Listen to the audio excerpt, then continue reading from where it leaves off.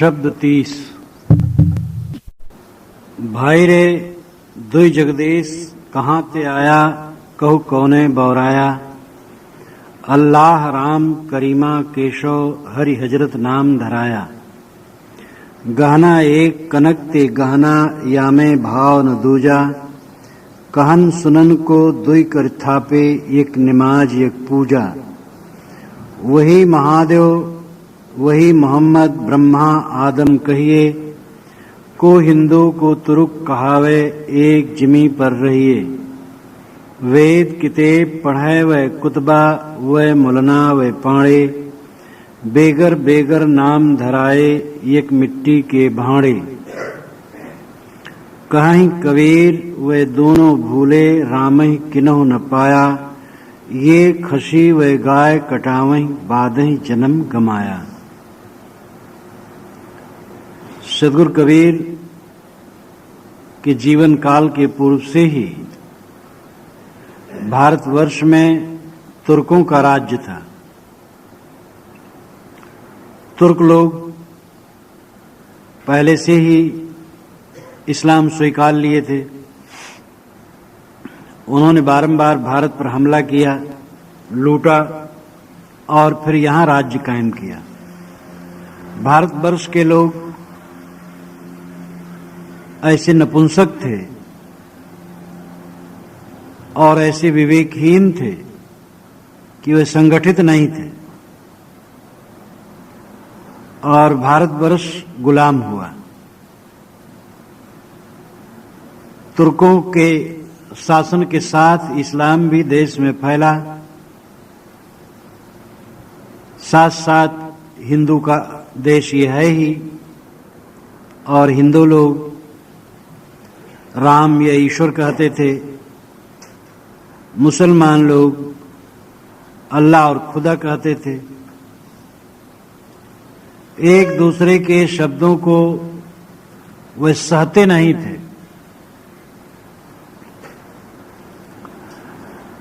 हिंदू अल्लाह और खुदा नहीं सह सकते थे, मुसलमान राम और ईश्वर नहीं सह सकते थे। वे ये विचार नहीं करते थे कि ये दोनों शब्द, दोनों प्रकार के शब्द एक ही विषय के लिए प्रयुक्त होता है, क्योंकि आपस में ईर्ष्या और द्वेष, लाग और डांट की भावना थी।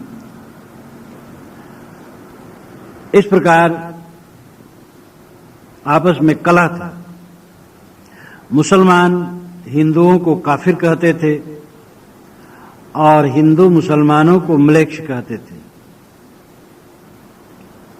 एक दूसरे को समझना नहीं चाहते थे। हिंदू कहते थे असली ईश्वर वह है जो वेदों का ईश्वर है, वेद ईश्वर वचन है और ईश्वर अवतार के रूप में आता है, रामकृष्णाद के रूप में। यही मार्ग कल्याण का है। मुसलमान कह रहे थे ईश्वर का वचन कुरान है और मोहम्मद उसका भेजा हुआ है, यही रास्ता कल्याण का है। इस प्रकार आपस में कलह कर रहे थे। वस्तुतः जड़ और चेतन ये दो सत्ताएं हैं। दोनों में उनके अंतर्निहित गुणधर्म हैं और उनसे विश्व सत्ता निरंतर गतिशील है। व्यक्ति ईश्वर की कल्पना मजहबी लोगों की भावना है। ईश्वर एक व्यक्ति है, ये मजहबी लोगों की भावना है। वस्तुतः प्रकृत गति, जड़ और चेतन की अंतर्निहित शक्ति, यही वस्तुतः ईश्वर है। इसी को ईश्वर, कुदरत जो भी कहें, जो किसी एक परंपरा का पक्षधर नहीं है, कोई एक मजहबी किताब नहीं भेजता है, कोई अवतार पैगंबर और पुत्र नहीं भेजता है। ये तो अपने अपने मत को बहुत व्यापक बनाने के लिए ऐसी बातें कही गई हैं कि हमारी किताब ईश्वर की है, हमारा महापुरुष ईश्वर का पैगंबर या अवतार या पुत्र है। हमारा रास्ता मोक्ष का है और दूसरे का बंधन का है। इस प्रकार की भावना मजहबी भावना है। प्रकाश की गति 1 सेकंड में 3 लाख किलोमीटर है। 1 सेकंड में प्रकाश 3 लाख किलोमीटर चलता है।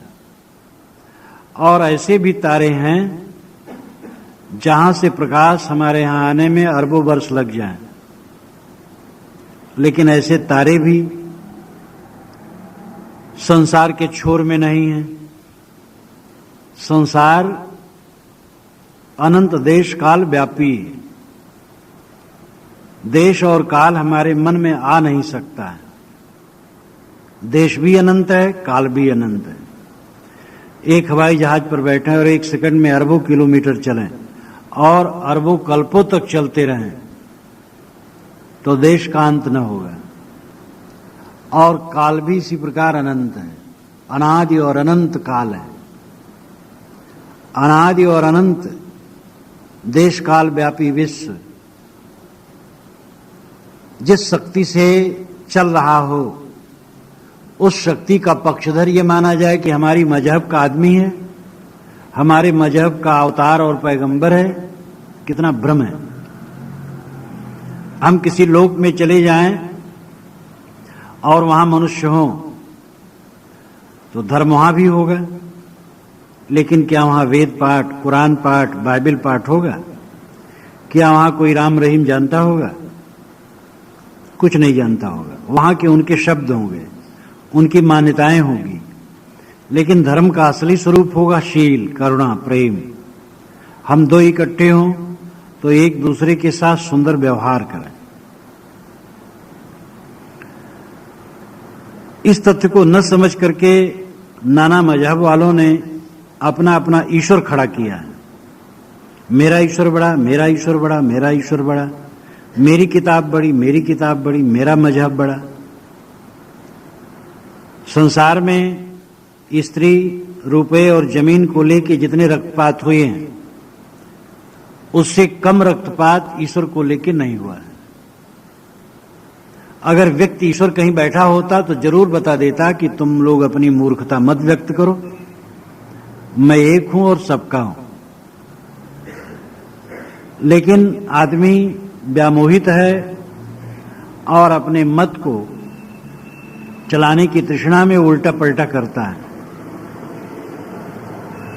अनेकता में एकता लोग देख नहीं पाते हैं, एकता में अनेकता देखते हैं।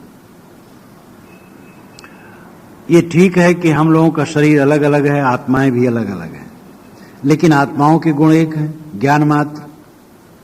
सबको भूख प्यास लगने पर अन्न पानी की जरूरत है। सबके अंदर में मनोविकार है, मनोविकार के अंत में ही शांति है। धूप और छाया सब पर समान होती है। तो ये सारी बातें तो सब में है। तो यहां विविधता क्या है? विविधता में एकता है। सदगुरु कबीर ने विविधता में एकता देखी और उनका दृष्टि समन्वित था, हृदय ही समन्वित था। हृदय ऐसा था कि वह सब कुछ को एकता के रूप में देखते थे। इसीलिए कबीर साहब के विचार जितने फैलें, मनुष्य में एकता आएगी। वे कहते हैं, भाई रे दुई जगदीश कहां ते आया। जगदीश नाम जगत का ईश्वर, जगत के दो ईश्वर कहां से आ गए? कहो कौन बोराया, कहो तुम्हें किसने पागल बना दिया? अल्लाह राम करीमा केशव हरि हजरत नाम धराया। एक अल्लाह है, दूसरा राम है। एक करीम है, दूसरा केशव है। एक हरि है, दूसरा हजरत है। ये कैसे? ये नाम का अंतर है। हरि का अभिप्राय होता है जो हरण करे। वेदों में हरि का अर्थ घोड़ा, इंद्र। वाल्मीकि रामायण में हरि का अर्थ वानर है। हरि के 30 से भी अधिक अर्थ है, लेकिन ईसा के 100 खान वर्ष पूर्व से ही हरि शब्द विष्णु के लिए प्रयुक्त होने लगा। और गुप्त काल में यानी ईसा के 300 वर्ष के बाद हरि अर्थ परम तत्व के लिए हरि शब्द होने लगा। हजरत का अर्थ है महात्मा, करीम और केशव, अल्लाह और राम, हरि और हजरत। ये नाम को लेकर के हम आपस में बंटवारा क्यों करते हैं? अल्लाह और राम, करीम और केशव ये वस्तुतः एक ही परम सत्ता के नाम है और वह परम सत्ता मनुष्य की अंतरात्मा है जो सबके अंदर में है। उसमें कोई जात भेद नहीं है, कोई लिंग भेद नहीं है। दो परमात्मा कहां से आ गए, दो सत्ताएं कहां से आ गई? किसी सत्ता के विषय में द्वैध नहीं है। मिट्टी है तो मिट्टी है, न वो हिंदू है न मुसलमान। आग है तो आग है, जल है तो जल है, वायु तो वायु, आकाश तो आकाश, और चेतन है तो चेतन। उसमें द्वैध कहां है? वहां हिंदू मुसलमान ईसाई यहूदी क्या प्रसंग है? गहना एक कनक ते गहना यामे भाव न दूजा। कनक सोना है और एक है, उसमें गहने अनेक हैं, कंठा, कंगन, केयूर, कुंडल, अनेक गहने हैं, लेकिन सब सोना है। यामे भाव न दूजा, इसमें द्वैत भाव नहीं है, सोनापन सब में। कहा जाता है कि सोने का गणेश और सोने का चूहा जो वाहन है गणेश जी का। एक पुजारी ने सोचा कि मूर्तियां तो बहुत है मंदिर में और ये बेच दिया जाए तो धन मिल जाएगा और मंदिर का काम चलेगा। सुनार यहां ले गए, दोनों का वजन बराबर था, दोनों का पैसा सुनार बराबर देने लगा। पुजारी ने कहा, वाह, देवता की कीमत ज्यादा होनी चाहिए और वाहन की कीमत जितने उतने देवता की कीमत। सुनार को हंसी आई। कहा, महाराज आपके ख्याल से इसमें एक वाहन है, एक देवता है, हमारे ख्याल से तो सब सोना है और हम सोने का दाम देंगे। अगर गणेश कहीं हल्के होते तो हम उनका दाम कम देते। वो आपकी भावना है, आप पूजिए, लेकिन हमारे ख्याल से तो केवल सोना है। गहना एक कनक ते गहना, एक कनक है और उसी में नाना गहने हैं। इसी प्रकार कहन सुनन को दुई कर थापे, एक निमाज एक पूजा। कहने सुनने के लिए दो प्रकार की स्थापना हो गई। एक कहता है मैं नमाज पढ़ता हूं, एक कहता मैं पूजा करता हूं। पूजा और नमाज में क्या है? मन को कोमल बनाना, विषयों से मन को हटाकर किसी अदृश्य शक्ति की तरफ उन्मुख करना मन को। वो काल्पनिक हो, सच हो, बात अलग है, लेकिन साधक अपने मन को इन विषयों से हटाकर एक ऐसी सत्ता की तरफ उन्मुख करता है जो दिव्य है, निर्मल है, शुद्ध बुद्ध है, और इससे उसका मन साफ होता है। ये मनोवैज्ञानिक तथ्य है। और चाहे आधार काल्पनिक ही हो, लेकिन उसमें भी फायदा होता है। अगर जेठ की चिलचिली धूप में कोई जोर से कल्पना कर ले कि मुझे ठंडी लग गई, तो सिहरन शरीर में आ सकती है। और कठिन ठंडी में कोई जोर से कल्पना कर ले कि गर्मी लग गई, तो मस्तक पसीज सकता है। एकांत में बैठा हुआ व्यक्ति कामनी की कल्पना कर लिया तो कामाकार हो जाता है, और वहां कामनी नहीं है। इसलिए कल्पित अवधारणा भी मनुष्य के चित्त को शुद्ध करती है। अगर उस अवधारणा के प्रति पवित्र भावना है, इसलिए पूजा हो या नमाज हो या संसार की विविध उपासना कर्म हो, उन सब में एक ही फल है, मन का कोमल और शुद्ध होना। और पूजा के बाद, नमाज के बाद अकड़बाजी है, गंदगी है, तो क्या पूजा है, क्या नमाज है? मुसलमानों की अजान से हिंदुओं की पूजा खराब हो गई और हिंदुओं की शंख ध्वनि से मुसलमानों की नमाज खराब हो गई। तो एक दूसरे को कहां समझे, इस बात पर हमें ध्यान देने की जरूरत है। अकबर कहते हैं, आता है वज्द हम मुझको अदा पर, मस्जिद में नाचता हूं नाकूस की सदा पर। अकबर इलाहाबादी, इसी इलाहाबाद के एक महान कवि हुए हैं अकबर। उन्होंने कहा है कि हर दिन की अदा पर, हर दिन के कायदे पर मुझे वज्द आता है, प्रेम मग्नता आती है। जब मैं मस्जिद में नमाज पढ़ता हूं, उस समय मेरे कान में जब मंदिर की शंख ध्वनि सुनाई देती है, तब मैं नाच उठता हूं प्रेम में। आता है वज्द मुझको हर दिन की अदा पर, मस्जिद में नाचता हूं नाकूस की सदा पर। तो साहब कहते हैं, एक नमाज है, एक पूजा है, नाम दो हैं। ईसाई प्रार्थना कहते हैं, लेकिन सबका अर्थ है मन का कोमल होना, विनयी होना। वही महादेव वही मोहम्मद ब्रह्मा आदम कहिए, को हिंदू कुतरू कहावे एक जिमी पर रहिए। वही महादेव है, वही मोहम्मद है। ये व्यक्तित्व के रूप में सच नहीं है। महादेव अलग है, मोहम्मद अलग है। अगर महादेव कोई महापुरुष हुए हैं तो मोहम्मद के हजारों वर्ष पूर्व हुए हैं, और मोहम्मद को हुए तो अभी 1400 वर्ष हुए। यहां व्यक्तित्व की एकता प्राय नहीं है। साहब कहते हैं, अगर महादेव में तुम श्रद्धा रखते हो तो मोहम्मद में भी रखो तो कोई नुकसान नहीं, अच्छा है। और मोहम्मद में श्रद्धा रखते हो तो महादेव में भी रखो। ये महादेव मोहम्मद तो उन्होंने नाम लिया, अर्थ है तुम अपने इष्ट में श्रद्धा रखो, और इसी प्रकार अगर दूसरे के इष्ट में भी श्रद्धा रखो तो कितनी एकता होगी और कितना अच्छा होगा। तुम ये चाहते हो कि तुम्हारे इष्ट को लोग माने, तो दूसरे भी चाहते हैं यही। इसलिए महादेव और मोहम्मद दोनों में श्रद्धा रखो। ब्रह्मा आदम कहिए। साहब कहते, ब्रह्मा को तो आदम ही कहना चाहिए और आदम को ब्रह्मा ही कहना चाहिए। सामी परंपरा वाले मनुष्य का प्रथम रूप आदम मानते हैं, और ब्राह्मण परंपरा वाले ब्रह्मा मानते हैं।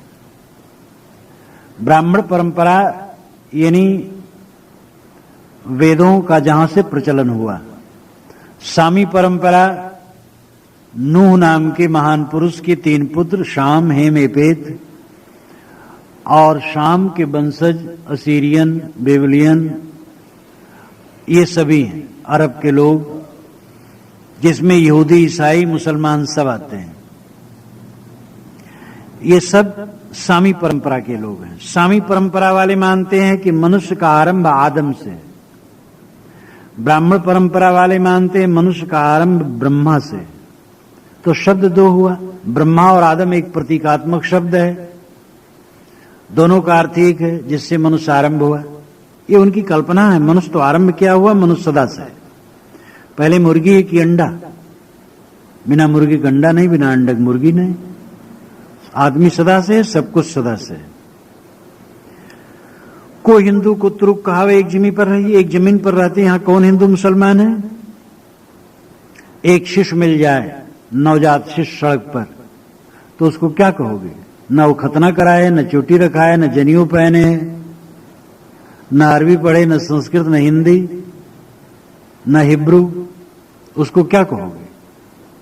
ईमानदार इंसान केवल इंसान है।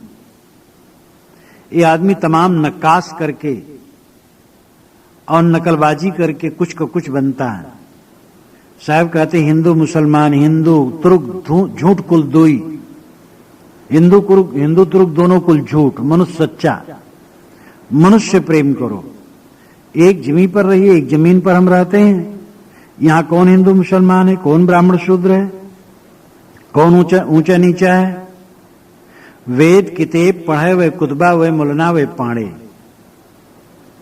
ब्राह्मण वेद पढ़ते हैं और मुसलमान किताब पढ़ते हैं।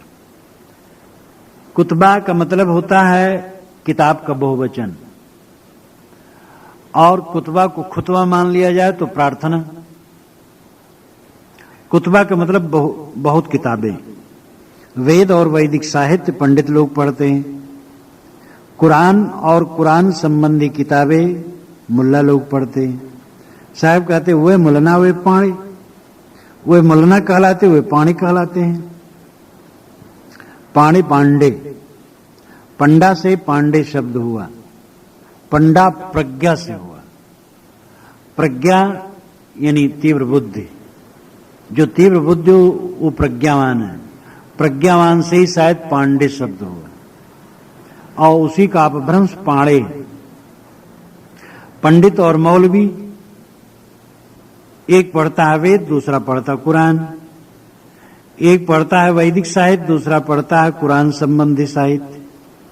बेगर बेगर नाम धराए, बेगर बेगर नाम अलग अलग, ये अलग अलग नाम धरा लिए, लेकिन हैं एक मिट्टी के भांडे, सभी एक मिट्टी के बर्तन हैं। जैसे एक ही प्रकार की मिट्टी से अनेक बर्तन बनते हैं, तैसे ये सब हिंदू मुसलमान नामधारी सब एक ही मिट्टी से बने हैं। सबके अंदर में एक ही प्रकार के तत्व हैं। काहे कबीर वे दोनों भूले राम किन्हों न पाया। साहब कहते हैं लेकिन वे दोनों भूल गए। साहब समन्वय करके छोड़ नहीं देते हैं। दोनों की अच्छाई कहते लेकिन दोनों गलतियां भी बताते हैं। डरना वो नहीं जानते थे। उस जमाने में जब तुर्कों का राज था तब कहते हुए दोनों भूले हैं। और हिंदू को भूला कह दे, मुसलमान को भूला कहना, जिनके हाथ में तलवार थी और शासन, तो वो भी कहते हैं। लखनऊ के एक बोधक नामक पंडित ने कहा था कि हिंदू इस्लाम दोनों मत ठीक है, किसी से भी कल्याण है, सबसे कल्याण है। इसी पर उसको फांसी की सजा मिली थी कि इस्लाम जो राह खुदा है उसके समान हिंदुओं का रास्ता कैसे है जो काफिरों का है। हिंदुओं के रास्ते से क्या, मुसलमानों से हट करके कोई भी रास्ते से जीव का कल्याण नहीं, सब नरक में जाएंगे। केवल इस्लाम जो स्वीकार करेगा वही स्वर्ग में जाएगा। ऐसा स्टेटमेंट दे करके और उस ब्राह्मण को फांसी के तख्ते पर लटकाया गया था। और वही जमाना था कबीर साहब का, जब कबीर साहब ललकार रहे थे मुल्लाओं को, खूब डांट रहे थे और उल्टा पलटा कह रहे थे, लेकिन कबीर का बाल बांका नहीं हुआ। खंडन करने में कबीर साहब दुनिया में अद्वितीय है, भारत में नहीं दुनिया में। दुनिया में उनका जोड़ा कोई नहीं है जो इतना खरा कहा। लेकिन ऐसा अद्भुत व्यक्तित्व कि उनके शरीर छूटने पर हिंदू मुसलमान दोनों अंत्येष्टि संस्कार करना चाहते थे, जो दोनों को फटकारे थे जीवन भर। दुनिया में दूसरा उदाहरण नहीं है कि दो विरोधी मत किसी के शव का अंत्येष्टि करना चाहें और दोनों को जिसने उल्टा पलटा कहा हो। तो कारण यह था कि कबीर साहब ने जो कहा, डांट के कहा, खर कहा, लेकिन सत्य कहा। और वे कहीं एक जगह से चिपके नहीं थे, वो निर्मल थे, इसलिए सबकी बुराई कहते थे। कबीर साहब कहते वे दोनों भूले हैं, सीधी बात। मुसलमान भी भूले हैं और हिंदू भी भूले हैं। राम किन्हों न पाया, ये कोई राम रहीम को नहीं पाए, क्योंकि ये खसी वह गाय कटावे। ये जो हिंदू हैं ये खसी कटाते हैं और वह गाय कटाते हैं मुसलमान। देवताओं को खुश करने के लिए बकरे कटाना और ईश्वर को खुश करने के लिए गाय कटाना, ये कहां की समझदारी है। जो देवता होगा, ईश्वर होगा, वो करुणाशील होगा, रहम वाला होगा। किसी प्राणी की हत्या करके तब वो खुश हो, ये बात तो समझ में नहीं आती। बाद ही जन्म गंवाया। साहब कहते बाद में ही, विवाद में, व्यर्थ में ये लोग अपना जन्म खोते हैं और इतनी सी अकल नहीं रख पाते हैं कि देवता और ईश्वर प्राणी की हत्या करने से खुश होने वाला नहीं। और वो देवता कैसा, वो ईश्वर कैसा जो प्राणियों की हत्या से खुश हो। इसलिए ये बात ठीक नहीं है। हत्या और बेरहमी छोड़ो, मानव मात्र, प्राणी मात्र के प्रति संबुद्धि रखो और राम रहीम, अल्लाह करीम केशव के शब्दों को लेकर के मत लड़ो। सच्चाई सब में एक है, आवश्यकताएं सबको एक है। कोई मत आकाश से नहीं आया है, कोई आकाश से अवतार पैगंबर नहीं आया है। जितने महापुरुष हैं सब मानव हैं, जितने मजहब हैं, संप्रदाय हैं, सब मानव के चलाए हैं। जितनी किताबें हैं सब मानव की रचनाएं हैं। इसलिए सभी महापुरुष को आदर दो, सभी संप्रदायों को आदर दो, सभी किताबों को आदर दो। पढ़ो और सार लो, असार छोड़ो। साधु ऐसा चाहिए जैसा शुभ सुभाए, सार सार को गहरे थोथा दे उड़ाए। स्वामी शंकराचार्य ने बृहदारण्यक भाष्य में एक जगह लिखा है कि श्रुति स्मृतियों के सैकड़ों विरोधी वचन परस्पर एक दूसरे के विरोधी, और इसके विशेषज्ञ जो महापुरुष हैं उनके आचारों में भिन्नता है और उनके मतों में भी भिन्नता है।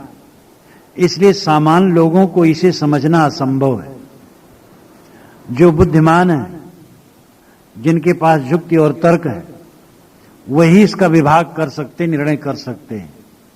इसलिए मैं भी अपनी बुद्धि और सामर्थ्य के अनुसार इसमें निर्णय करूंगा। ये उन्होंने बहुत बढ़िया बात कही। वेद के ऋषि बहुत पहले कह गए हैं, सक्त में उतना परंतो यत्र धीरा मनसा वाचम कृत अत्रा सखाया सख्यान जानते भद्र ईशाम लक्ष्मीर निहितादिवाच। जैसे चलनी से सत्तू छाना जाता है और चोकर अलग करके सत्तू ग्रहण किया जाता है, तैसे विवेकवान मन से वाणी को छानते, वहीं कल्याणकारी लक्ष्मी निवास करती है, वहीं मित्र मित्रता के भेद को जानते।